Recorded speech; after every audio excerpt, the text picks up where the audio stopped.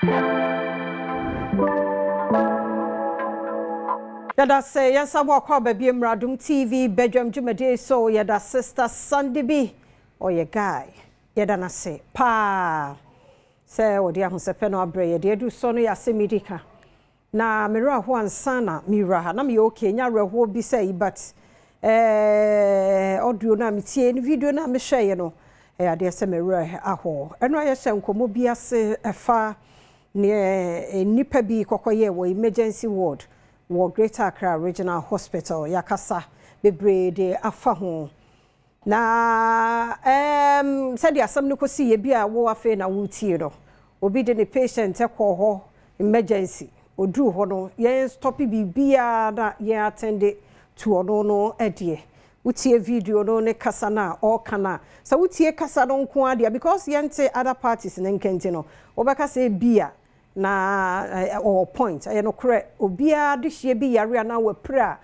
ye nipa no ye de ne different from apomodefo no ya na sometimes ye tie ye kasa aso omode bi omu hu nipa ne yare ni wo nti no eye normal nanso so wukomu a ya na ebi wo hono mu a entesa enti utie sa nkomo no ne ne ya tete ye ni ho so de ya tie no a enye se na omu jeja idol obia anya hwe ehwo ye emergency ti bibia wo ho bia no sa bre no ehwo hia sa apomode adwumayefo no wono mo ehwe enti metie dia no pai mate video no oba nurse ni no aye prase me kasa ekura no na beti ehwan bone be no ye wo ya amroba na beti ehwan ama say punch o say de no de wo no ne nsa we bandage eka ho wanya tipaye say utimu say video no kakra bi ne ehu niema akoso e wo say emergency ward ho enti anya kasa keke anya committee tie no akeke by this time ye hu nipa no e wo sanka process na faso e wo say ye adwumantam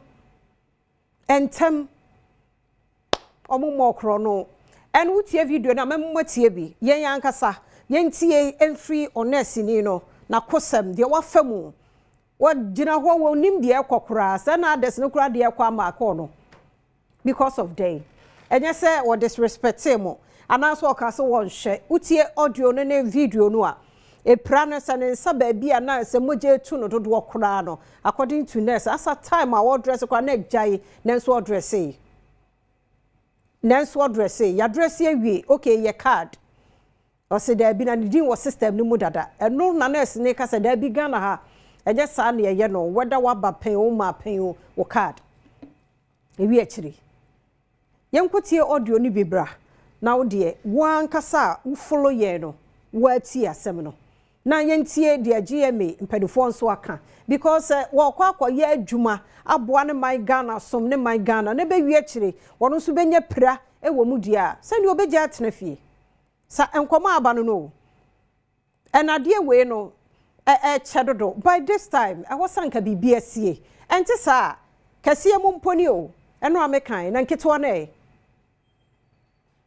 health facility ya kan say health centers na che compound ho na eni ese nipa no ono ho no hwan na ha mponi so wonim Greater Accra Regional Hospital a ehoso ehonye open say obia betumi asori akọ ye bibia etisa just like that be and it's by this time health minister aside committee you know na nipa wo mani nanim da ho frɛ no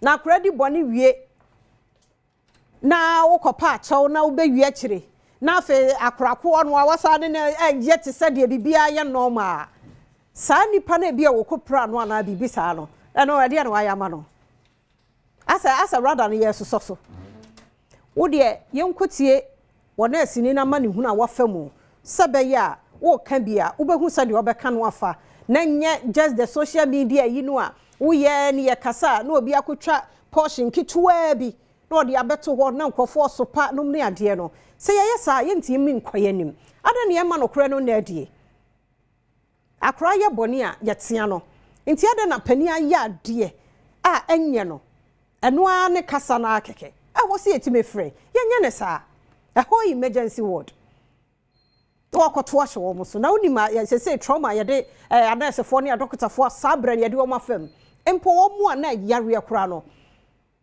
yenim de ye de wo mafam ho ne yenwe ho The whole year, who ya found normal because Yamia drum yan recording will be anti.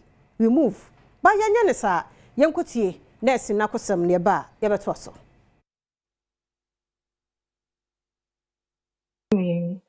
He wanted us to leave everybody and attend to him.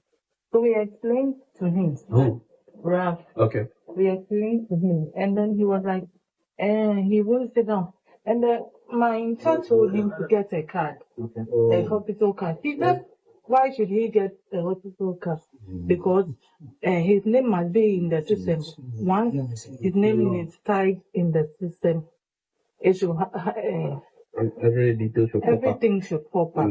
And my intern said, no, it's not done like that in Ghana. There he was angry because he was told it's not done that is not done in Ghana. And he started insulting us. We don't want Ghana to progress. Then he brought out the phone. But initially I did a pressure dressing for him. In his finger that he said it was bleeding. It had bled. The blood had dried. So I just had to put a gauze on it so that we reassure him. He wasn't happy about it, so he took off the dressing I did for him. Then I approached him and I told him that I've done a dressing for you. So the patient, we have 2 trauma cases and other cases too are there. He wants us to leave them. He got angry and he started yes. So he did this to me. And then when he went out, I don't know where the guys came from. Most of the health workers saw them earlier, so they had flee. I didn't see them. And then they, from my back to my chest, and then they were just... Did they push you? Were you pushed? Or what did they do? What did they do to you? Yes, I was hit. I don't know if it was a fist, a tap. I can't describe the... But what happened to your hands? Raphael, I don't know. Raph did this to me. He hit me with the phone with the fist. And I even dodged a couple of the fists. They hit me all over. But right now I have a dislocation on my shoulder and some headaches and body pains. All right, thank you very much.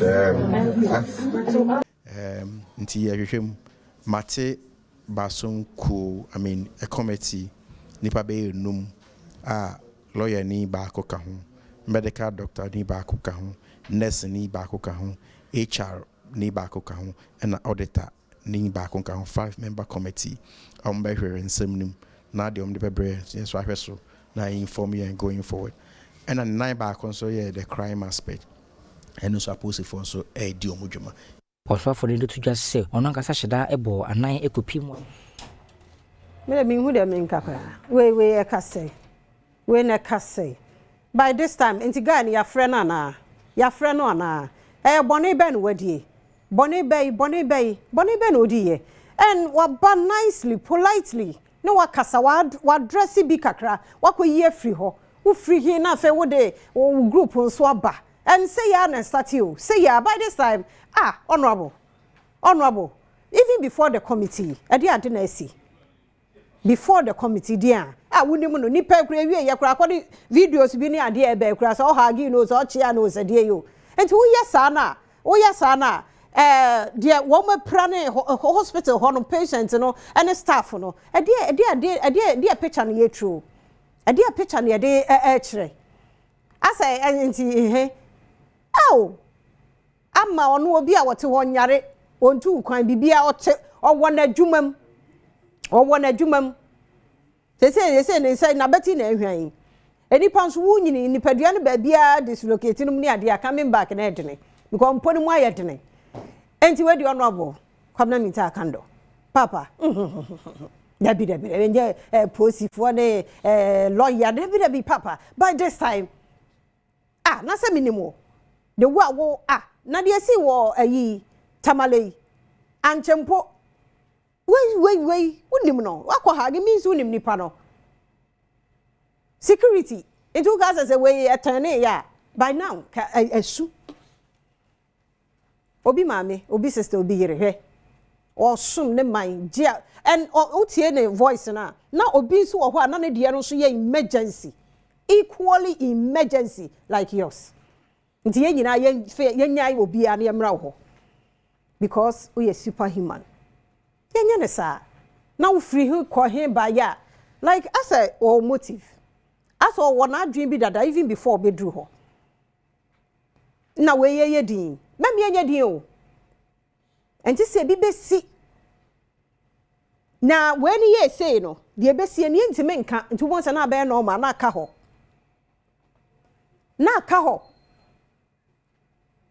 any kwan say ye jai emane ka ho just because we have a committee na make us say what we said here GMA before omo de atodwa no yes because so omo kwa kwaji obi nkwa ne be wi akire omo akra health no omo protection no ehia de a omo beja adwuma na to ho ombeja to ho because my address ya ba adwuma na be wi akire obi from nowhere because of onu nipa ba ku ni nti no we pra waka ho obo no so waye de ade nti na obeto wonsa they say ba na ji abo hoyi adai why because ento wu ni nti ye fa no normal debi ye nya ne sa honorable debi o debi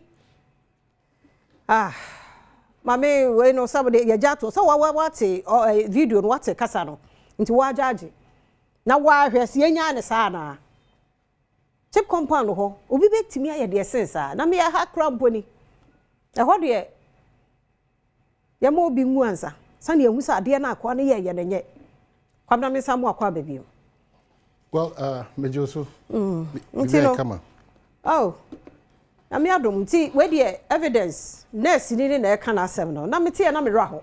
Okay, so if you are in the simple enough, memo the sector minister should be worried much more than the old display no opposition no or ferry hospital can some to abide also no ne prince or call tamalino a specialist ne hona or the son shebre at once. You see, the lack of principle that I have said all the time we continue to anything the president that could try maybe 22 hours. 22 hours.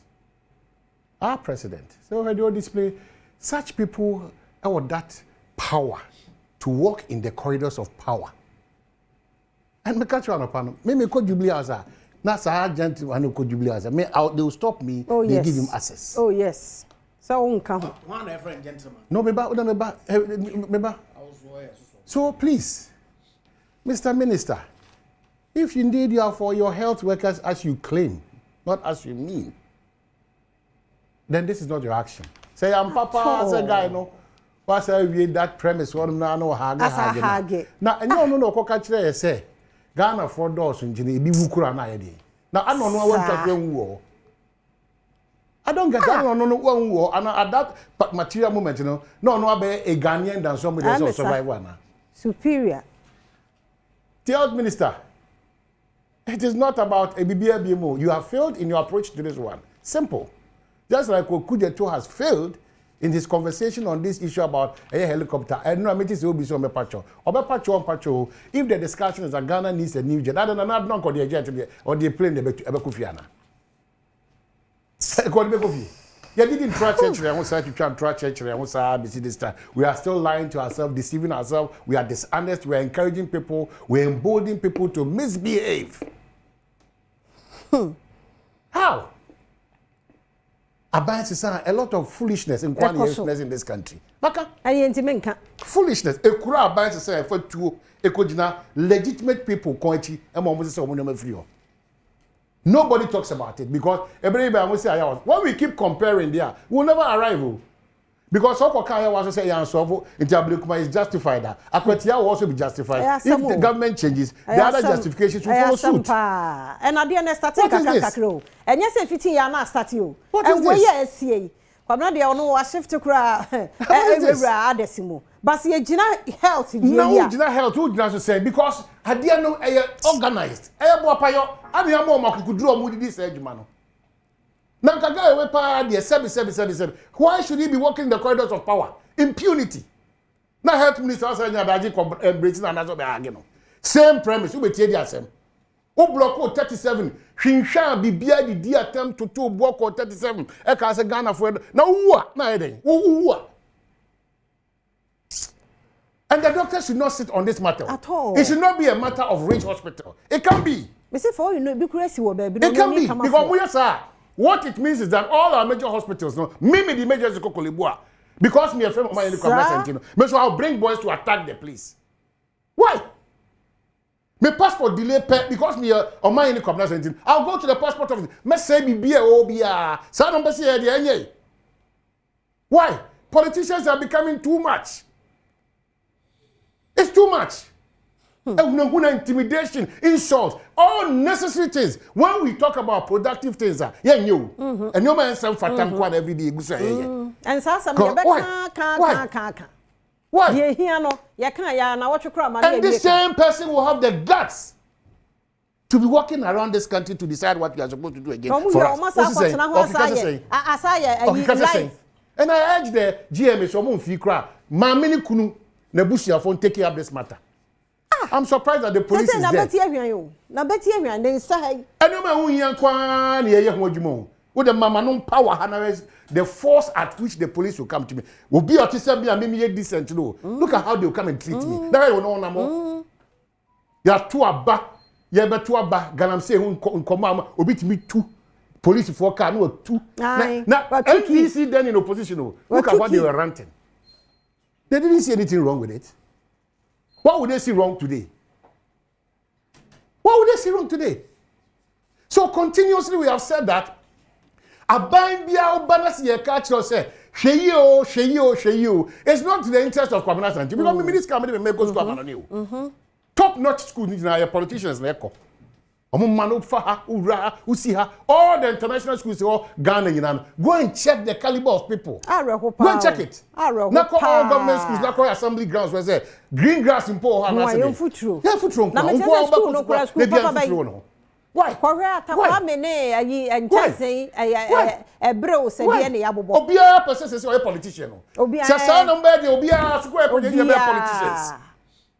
Everybody will become part of you. Now, for me, say, it's too much. Too much. Your man was your phone here, Jimmy for. I'm more coin. I'm a neck. And yes, I this as America. No, but the people involved in this country. Why should this rough guy be working like that? To boy, Nadia. Why?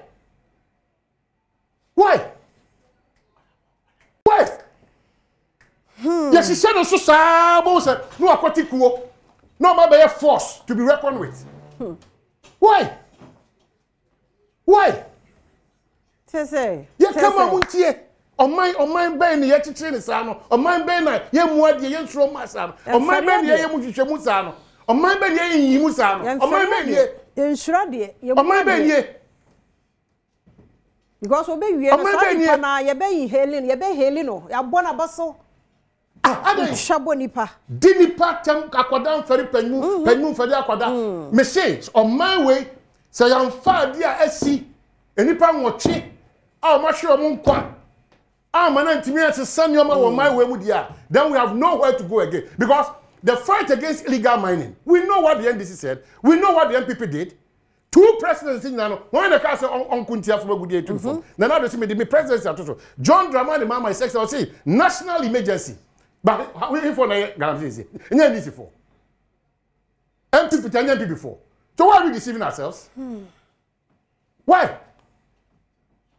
The discussion on illegal mining about busumness yasusa. Ya ditra wa yahusa menne Ghana man penise na mitie ko say Obi, are you sure of what you're saying? The president should sit for 22 hours. Here's the foreign minister now who talks about say president the machine machine baako kra say and what's the big deal? What's the big deal? What's the big deal, eh? You're a foreign minister. If you France be more fast flight now they call basa. Because what's the big deal? You're a foreign minister. What's the big deal? There's too much propaganda. There's too much dishonesty. There's too much lack of principle. We are tired. We're too much tired. We are tired. Wait. Tired. Wait. Kitten. Kasa ne how here. We are tired. Oh my Japade. Wasano. We are tired. Osano pa. Government has brought policies for us to all brainstorm on it. There be wait, riffraff, we don't know the control Ghana. Why? No block 37 quite block 37. No anya could drive a Ghana for Ghana. Your doors in TV who are neither. Now who are? What's our problem? Who are? What's our problem? Mama minya we na say Udi e chobe kasa mo akoma. Arewo. Please. We look on just like that. Arewo. Nti no de ono akọ emergency hono rage ono anie. We look on just like that. Yeah. Asa kom. Sa na ejina hono ye hwe no. Ya anya hwe. We look on just like that. Enie. Sa aso odoman ni sin obi a. Eh. Enya na hwe. Nti we de enhwe ma ne nkọ hwe sa. E wo se bibi koso. Why wouldn't people even give meanings into how we when no na modin sa no say kayenya the slightest opposition MPP in the year we are but now called the bus. Why can't we say we are selective in terms of the application of the law? Why can't we conclude like that? Again, the see one say conclude like that. Oh dear, yen na yen pem so nkosa. Yen fa trodie. Yen fa nsem hunu. Yen fa enso so atanie so. E na me party na ba. Surprisingly, people with power omo embrace no. My friend doctors, they said they will not go. No, the impunity with which even he engages the health minister, they will not go. Nobody will share never change your man. Obi na ko share dey na be change your man. Anya so ko ye mpo obu o manim tie o. Wa hwe no. But other one be o ho e wo so mo pay attention to. Eno no won tie ase. Ye card bra no the din was system mu dada no say ha de Ghana de enya ne sa na ye no because I don't get it again. People when they look for power listen me tia say bi mo from 1992 one of my biggest challenge me can win no massacre for almost 2 3 4 5 years 1989 I'm here from 5 Accra Kumasi Road. Are we not ashamed? Accra Kumasi Road, are we not ashamed? Now we have to virtually beg the sector minister to do Amasama Road. Is that my responsibility?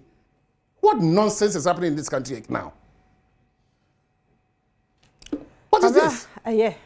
Ma meme nko na fe yanto a enkomodie no se mpensem we no ya Asem Yi Di Ka ye beka mpanifo mema ye nka keke ma ne meye no se ye beka ye ni na wotweda na ye twa no e wo se impunity no be too for magudie no akodjiro na onu de abeto social media otu for magudie otu no ne kwanso no no asa abegjan be say president opa abre no be chia yam no no na mo no afa no wedi na also usi for magudie wo kwai ha da men kai busia for ya oh ayo aya asensuo asaya nkwaye eno batan be wo na ne ba wadi for me Accra woni mu hwe ne nsa na yetietia obehwe na ne nine na keka bom basa because of wo wani bresika penti onwire obi ho onko awo de na wi a waso awo de e de wo mo konkrofo aman so na yete ya na yebre na ewie na abeka brofo na eja ne ho sa brofo sa committee every day committee sa we committee wo be wi hu nsam so sa de bi wo ho ehia ko na no wa take ya oh my ebisi ne